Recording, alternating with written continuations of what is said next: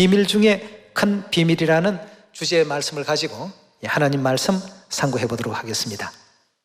성경 골로새서 1장이나 골로새 2장을 보면 하나님이 비밀 중에 가장 큰 비밀이라고 이렇게 말씀을 하셨는데, 공개된 일반화되어 있는 영적 하나님에 대한 그 모습이 아니라 육체를 입고 이 땅에 오셨을 때 그 하나님을 찾는 것이 바로 우리가 오늘 공부해야 될 비밀 중에 비밀이라고 볼 수 있겠습니다. 많은 사람들은 하나님 존재하게 되면 창세기 1장의 말씀과 같이 말씀으로 천지와 만물을 창조하신 권능을 가지신 하나님, 금방 그렇게 생각합니다.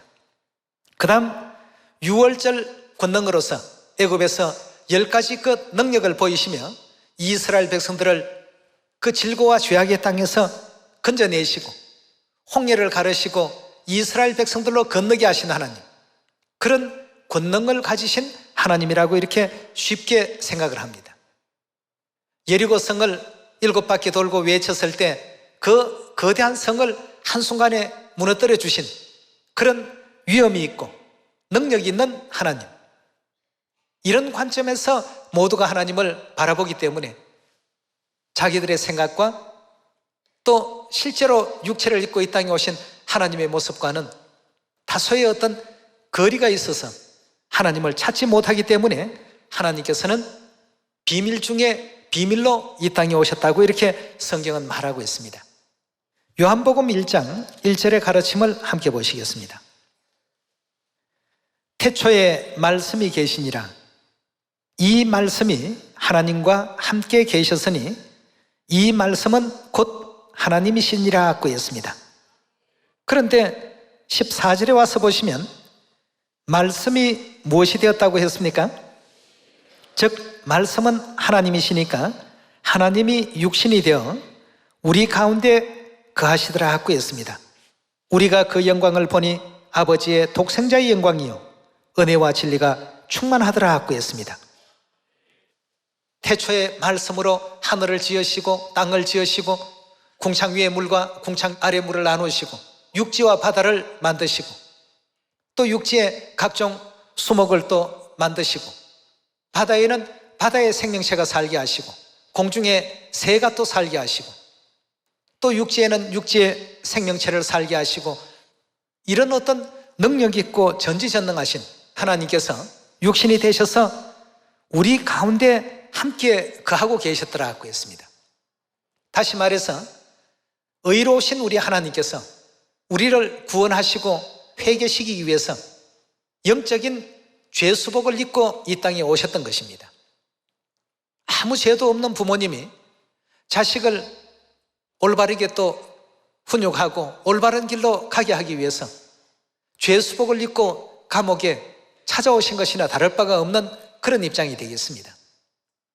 자, 이렇게 하고 보니까 과거에 입었던 화려한 옷, 과거에 누렸던 화려한 어떤 명성, 이런 것은 감옥 안에서는 아무것도 통할 수가 없습니다. 이것을 성경에서는 어떻게 표현했냐 하면 능력도 권세도 명예도 하나님께서 전부 제한하시고 천사보다 못한 모습을 가지고 이 땅에 오셨다고 성경은 우리에게 또 알려주고 있습니다. 히브리서 2장 6절의 가르침을 함께 보겠습니다. 오직 누가 어디 증거하여 가로되 사람이 무엇이관대 주께서 저를 생각하시며 인자가 무엇이관대 주께서 저를 권고하시나이까. 저를 잠깐 동안 누구보다 못하게 하셨다고요? 예, 천사들보다 못하게 하시며 영광과 존귀로 간시오시며 만물을 그 발 아래 복종케 하셨나니라 하였으니 만물로 저에게 복종케 하셨은즉 복종치 않는 것이 하나도 없으나 그러나 지금은 우리가 만물이 아직 저에게 복종한 것을 보지 못하고, 9절입니다. 오직 우리가 천사들보다 잠깐 동안 못하게 하심을 입은 자 곧 죽음의 고난 받으심을 인하여 영광과 존귀로 간서신 예수를 보니 이를 행하심은 하나님의 은혜로 말미암아 모든 사람을 위하여 죽음을 맛보려 하심이니라고 했습니다.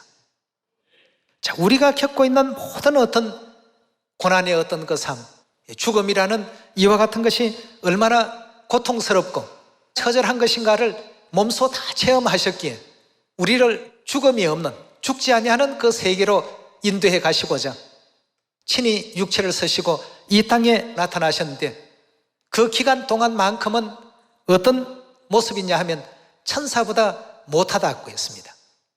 천사보다 못한 어떤 내용을 하나님께서 택하시고 이 땅에 오셨습니다. 무엇 때문입니까? 우리 죄 때문에, 우리 구원 때문에 말이죠. 우리 위해서 이와 같은 길을 아버지 어머니께서는 선택하셨고 그러한 삶을 살고 계십니다. 하나님은 자동차도 타지 않고 비행기도 필요 없고 미국에서 한국까지 한 번에 그냥 제트기처럼 휙휙 날아다니실 수 있는 그런 어떤 전지전능성을 지니고 계신다. 우리의 모든 허물로 인해서 이 육체를 쓰지 않으셨다고 한다면 어디 지구뿐이겠습니까? 우주의 그 광활한 세계도 하나님께서는 충만하시다고 하셨는데요. 그러나 우리와 똑같은 우리 인생의 모든 고난의 삶을 하나님께서 고스란히 겪고 계십니다. 목마르시면 물을 찾으시고, 시장하시면 음식물을 또 찾으시고, 더우면 더위를 피하고 싶어 하시고, 우리 인생이 육체를 쓰고 겪는 모든 일들을 하나님께서 그대로 다 겪어보셨고, 우리 인생이 겪을 그 죽음까지도 친히 겪어보시고 경험하신 그런 내용을 성경은 또 기록 가운데 또 남기고 있습니다. 육체를 입고 천사들보다 못한 모습으로 이 땅에 오셨을 때 그 하나님을 어떻게 영접하고 찾아낼 수 있을까? 여러분, 보는 것이 믿는 것이다 하는 그 서양 속담도 있습니다만 보여지는 모든 것이 전부라고 이렇게 생각해서는 안 됩니다. 과학자들의 그 얘기를 들어보면 지금 우리 눈에 보이지 않는 수많은 미생물들, 일입자의 세계들, 이 소립자의 세계는 우리 사람의 눈을 가지고 도저히 간파할 수 없다고 합니다. 그래서 어떤 도구를 씁니까? 현미경을 쓰죠. 또 아주 멀리 있는 그 별 세계들, 이 망원경 없이는 그 천체가 어떻게 생겼는지, 금성이 어떻게 생겼고 화성이 어떻게 생겼는지, 아니면 몇백억 광년 떨어진 아주 머나먼 그러한 별자리들을 현재 허블 망원경을 통해서 과거보다도 더 정밀한 그 별 세계를 지금 관찰하고 있다고 하는데, 그것도 하나님의 어떤 세계에서 보면 요만큼 동그라미 친 요 원안에서 이제 지금 우리가 놀고 있습니다. 그런 광활한 그 우주 세계에 계시는 하나님을 천사보다도 못한 모습을 가지시고 이 땅에 오시게 한 그 원인 제공자가 바로 우리 자녀들입니다. 우리의 죄 때문에 우리의 구원을 위해서 아버지 어머니께서는 그런 길을 선택하시고 천사보다 못한 모습을 가지시고 이 땅에 오셨다는 것 꼭 명심하셔야 되겠고요. 그럼 그렇게 오셨을 때 하나님을 어떻게 영접할까? 하나님이시면 악한 일을 하면 그 자리에서 바로 심판하시고 응징해버리시고 징계하시고 처벌해버리시고 금방 이렇게 될 것 같았지만 예수님 2000년 전 육체를 입고 이 땅에 오신 하나님이시면서 조롱하고 비웃고 또 채찍질하고 십자가에 못 박았던 그들에 대해서 어떤 태도를 보이셨습니까? 내가 그렇게 다 해버리게 된다면 이런 일이 있을 것이라는 성경과 선지자들의 예언이 어찌 되겠느냐 말이에요. 예언이 전부 거짓말이 되어버리고 선지자들이 전부 거짓말한 결과밖에 되지 않지 않느냐 말이에요. 천사보다 못한 모습을 가지시고 이 땅에 등장하고 보니까 예수님을 참 하나님이라고 영접한 사람들이 몇이나 되었습니까? 많았습니까? 전부가 그 앞에서 조롱하기 일쑤였고 회방하기 일쑤였고 또 배척하기 일쑤였습니다. 그러나 그런 삶 속에서도 꾸준히 한 영혼 한 영혼에게 말씀으로 교훈하시고 또 깨우쳐 가셨던 그런 하나님의 은혜의 역사를 우리가 생각하면 오늘날 이 시대도 마찬가지가 되겠습니다. 그래서 우리 사람의 눈은 말이죠, 눈에 보이는 것이 전부라고 볼 수는 없습니다. 우리 눈에는 바람도 보이지 않죠. 공기도 보이지 않습니다. 이런 눈을 가지고 어떻게 아버지 하나님, 어머니 하나님을 찾을 수가 있겠습니까? 우리 귀는 또 어떻습니까? 가청 주파수라는 것이 있습니다. 사람의 귀에 들어오는 주파수가 있고 그 주파수를 뛰어넘는 주파수들이 있습니다. 또 우리가 들을 수 없는 아주 낮은 어떤 주파수도 있습니다. 소리는 존재하는데도 불구하고 우리는 캐치를 못합니다. 이러면서 우리는 모든 것을 다 들을 줄 안다. 자부해서는 안 됩니다. 본다고 다 보여지는 것이 아니고 듣는다고 다 들려지는 것이 아닙니다. 예전에도 여러분들에게 말씀을 드렸습니다만 스리랑카에 제가 처음 갔을 때 스리랑카에 농사를 많이 짓다가 보니까 개구리가 굉장히 그 논에 많았어요. 비도 한꺼번에 이제 엄청 왔다가 금방 또 날이 쨍쨍 개었다가 이 날씨 변화가 굉장히 변화무쌍이었습니다. 그러니까 그 연못에 개구리들이 개골개골하고 울었습니다. 그래서 제가 안내하는 현지인 식구에게 한번 물어봤습니다. 저 소리가 어떻게 들리느냐? 한국에서는 저 개구리 울음소리를 개골개골이라고 한다 하니까 아주 배를 잡고 깔깔 웃는 겁니다. 저게 어떻게 개골개골입니까? 또롱또롱입니다. 또롱또롱. 그리고 제 귀에는 분명히 개골개골 스리랑카 개구리가 스리랑카어로는 절대 울지 않았을 거라고 저는 생각이 되거든요.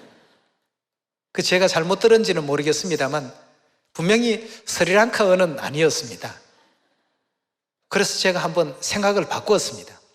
그래, 한번 또롱또롱이라고 들어보자 하고 계속 우는 것을 들었는데 그렇게는 들리지 않았습니다. 그래서 졸지에 저는 개구리 울음소리 표현을 이상하게 하는 사람이 되고 말았습니다. 우리 귀가 그렇습니다. 같은 어떤 소리라도 정확하게 인지를 하지 못합니다. 그 선조 때로부터 개구리 울음소리는 이런 것이야 하고 교육받은 학습된 그 내용을 가지고 그 소리와 접목시켜서 듣게 되어 있습니다. 자, 이러다 보니까 우리 눈도 믿을 것이 못 되고 귀도 믿을 것이 못 됩니다. 그러면 이 땅에 육체를 입고 오신 비밀 중에 비밀로 오신 아버지 하나님, 어머니 하나님을 어떻게 우리가 만나고 영접할 수 있을까? 어떻게 해야 되겠습니까? 꽃기어 소리나 바둑이가 멍멍 짖는 소리나 아프리카 사람도 미국 사람도 스리랑카 사람도 한국 사람 다 자기 마음대로 듣는데요. 다 그 짖는 소리 표현은 각각 다르니까 말이죠.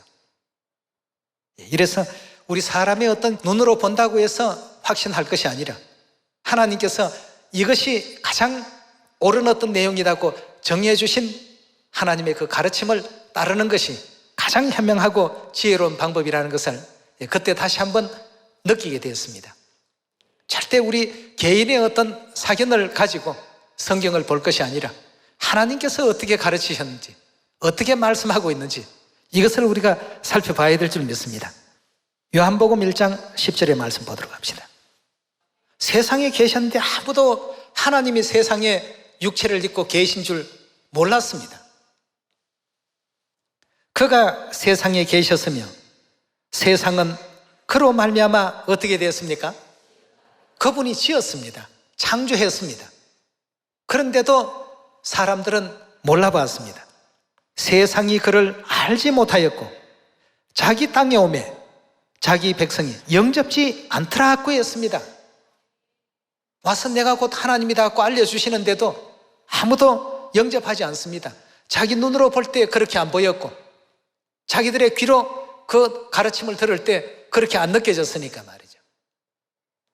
우리가 성경의 예언을 따라야 되겠습니다.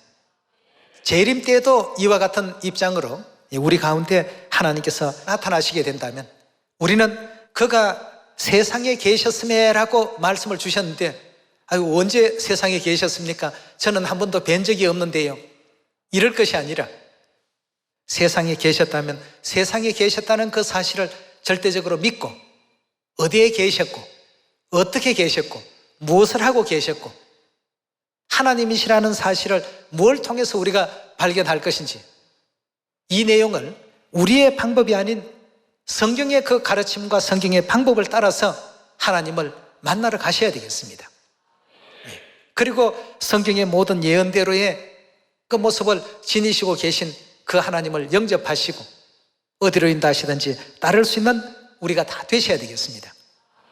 그렇다면 세상에 계셨지만 하나님을 잘 알지 못한 그들에게 어떤 안목과 바른 가르침을 또 줘야 될까? 우리 요한계시록 14장을 한번 열어보도록 하겠습니다. 14장 3절의 말씀 보시면 저희가 보좌와 네 생물과 장로들 앞에서 새 노래를 부르니 땅에서 구속함을 얻은 이라고 표현했습니다. 이 지구에서 구원을 받은 무리들에 대한 내용이 계시록 14장에 언급되어 있고 4절의 말씀을 보시면 이 사람들은 여자로 더불어 더럽히지 아니하고 정절이 있는 자라 어린 양이 어디로 인도하든지 따라가는 자며 사람 가운데 구속을 받아 처음 익은 열매로 하나님과 어린 양에게 속한 자들이라고 이렇게 성경은 말하고 있습니다. 자, 그렇다면 이 땅에서 구속받은 이 무리들이 어디에서 하나님을 만났을까? 요한의 그 계시가 굉장히 우리에게 중요한 어떤 단서가 되고 열쇠가 되고 있습니다. 과연 땅에서 구속받은 이들이 어디에서 하나님을 만났을까부터 한번 찾아가 보도록 합시다. 14장 1절입니다. 또 내가 보니 보라 어린 양이 어디에 서 계셨다고요? 시온산에 서 있고 그와 함께 14만 4천이 섰는데 그 이마에 어린 양의 이름과 그 아버지의 이름을 쓴 것이 또다 갖고 있습니다. 땅에서 구속함을 받은 이 무리들이 어디에서 하나님과 함께 있었다고요? 시온에서 있었다고 했습니다. 그럼 우리는 하나님을 찾고 만나기 위해서 어디로 가야 됩니까? 시온으로 일단 가셔야 되겠습니다. 그럼 과연 사도 요한의 어떤 계시에서만 하나님이 시온에 계신다라고 하셨는지 시편을 통해서 한 번 더 찾아보도록 합시다.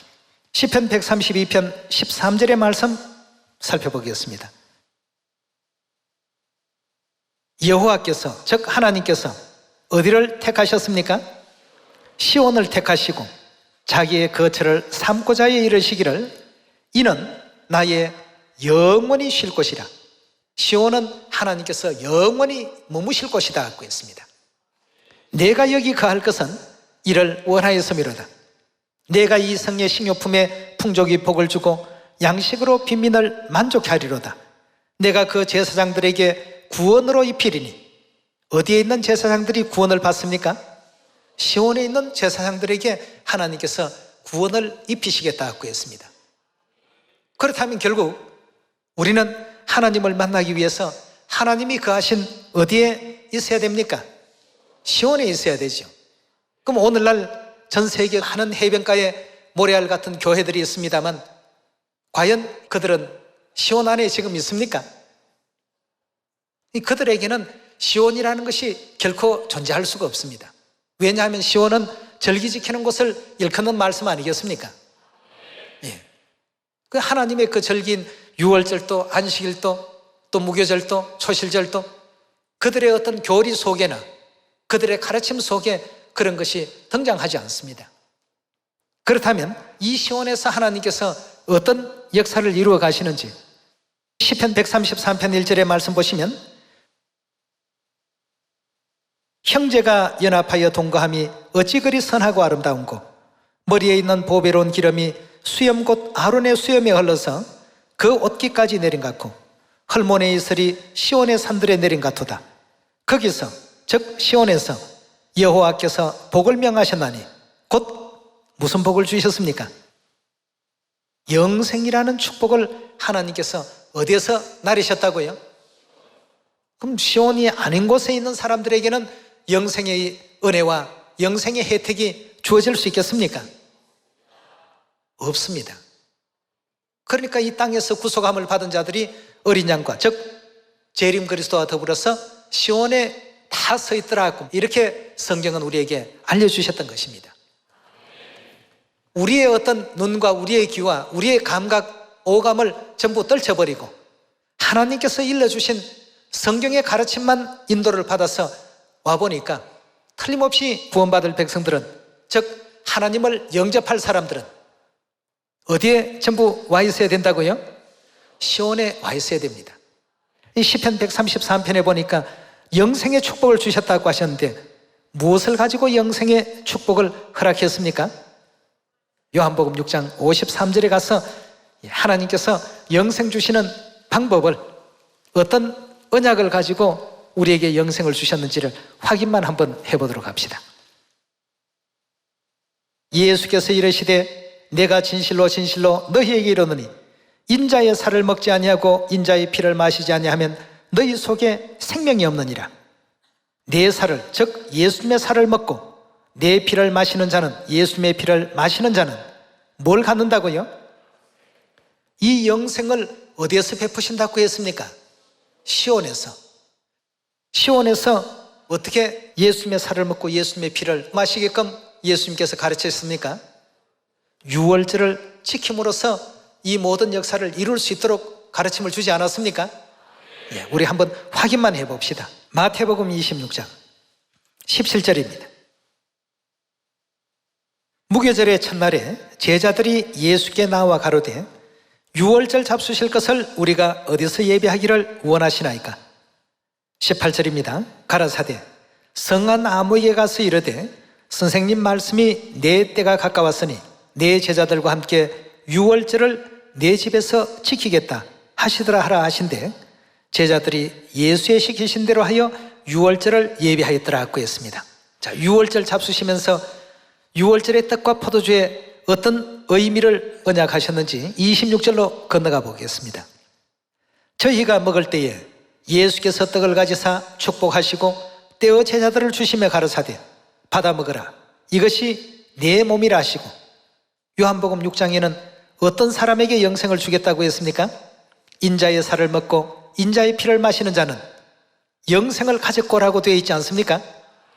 근데 그 예수님의 살을 무엇에다 표상해 놓으셨냐 하면 유월절 떡에다 이것은 내 몸이다, 즉 내 살이라고 이렇게 일깨워 주셨습니다. 27절의 말씀 보시면 또 잔을 가지사 사례하시고 유월절에 포도주가 담긴 잔을 가지사 사례하시고 저희에게 주시며 가르사대 너희가 다 이것을 마시라. 이것은 죄의 사함을 얻게 하려고 많은 사람을 위하여 흘리는 바 나의 피 곧 언약의 피니라고 했습니다.